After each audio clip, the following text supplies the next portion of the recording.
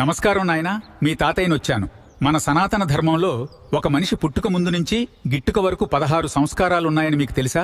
వీటినే బ్రాహ్మణ ఆచారంలో షోడశ సంస్కారాలు అంటారు.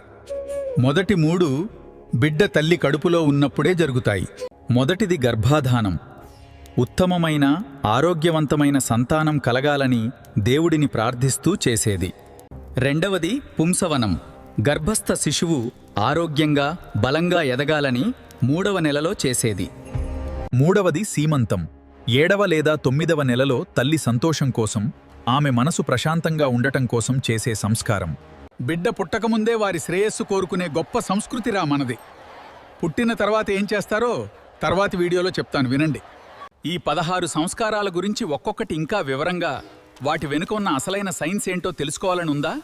అయితే ఇంకెందుకు ఆలస్యం, డీటెయిల్డ్ వీడియో అని కింద కామెంట్ పెట్టు.